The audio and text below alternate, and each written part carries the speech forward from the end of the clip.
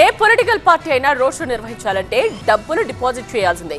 జన సమీకరణను బట్టి నగదు జమ జరగాల్సిందే. లేకపోతే నో రోడ్ షో. వినడానికి కొత్తగా ఉంది కదా. ఇప్పుడు తమిళనాడులోని స్టాలిన్ సర్కార్ అదే చేస్తోంది. అఖిలపక్ష సమావేశం నిర్వహించి మరి రోడ్ షోలకు నయా రూల్స్ సెట్ చేసింది. మరి ఆ రూల్స్ ఏంటి? పొలిటికల్ పార్టీలన్నీ ఓకే చెప్పాయా? తమిళనాట కరూర్ ఘటన తర్వాత పరిస్థితులు పూర్తిగా మారాయి. టీవీకే అధినేత సినీ హీరో విజయ్ రోడ్ షోకు వచ్చి తొక్కిసలాటలో 41 మంది చనిపోవడం యావత్ దేశాన్నే దిగ్భ్రాంతికి గురిచేసింది. దీంతో ఇదే కారణాన్ని చూపుతూ రోడ్ షోలపై స్టాలిన్ సర్కార్ అఖిలపక్ష సమావేశం నిర్వహించింది. దాదాపు చిన్న పెద్ద పార్టీలన్నీ ఈ సమావేశానికి హాజరయ్యాయి.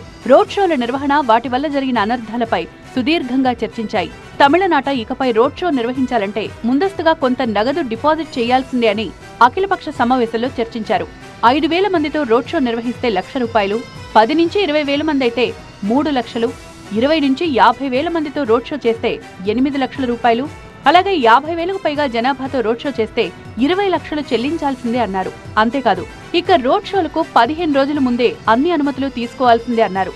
అలాగే 2 గంటల ముందు మాత్రమే జన సమీకరణ జరగాలని, 3 గంటల్లో రోడ్ షో పూర్తి చేయాలి అన్నారు. కాదు కూడదు, మాకిష్టం వచ్చినట్లు రోడ్ షోలు చేస్తాం, పర్మిషన్ లేకుండా రాష్ట్రంలో ఎక్కడైనా తిరిగేస్తామని మొండికేస్తే మాత్రం కఠిన చర్యలు తీసుకోవాల్సిందే అని అఖిలపక్ష సమావేశంలో చర్చించారు. ఒకవేళ నగదు డిపాజిట్ చేసి నిబంధనలను ఉల్లంఘిస్తే ఒక్క పైసా తిరిగి రాదంటున్నారు.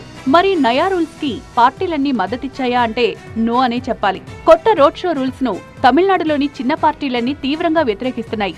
అఖిలపక్ష సమావేశంలోనే వ్యతిరేక గళం వినిపించారు పలు పార్టీల నేతలు. అసలు రోడ్ షో కోసం నగదు తీసుకోవడం ఏంటని ఆగ్రహం వ్యక్తం చేస్తున్నారు.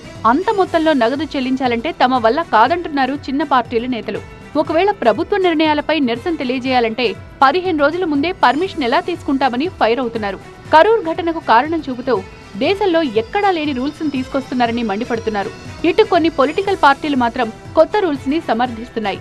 రోడ్ షో పర్మిషన్స్ విషయంలో పక్కాగా ఉంటేనే కరూర్ లాంటి ఘటనలు జరగవంటున్నాయి. మరి కొత్త రూల్స్ పై ప్రభుత్వం ఎప్పుడు ప్రకటన చేస్తుంది, ఎప్పటి నుంచి ఈ నయా నిబంధన అమల్లోకి వస్తుంది అన్న తెలియాలంటే కొన్ని రోజులు ఆగాల్సిందే.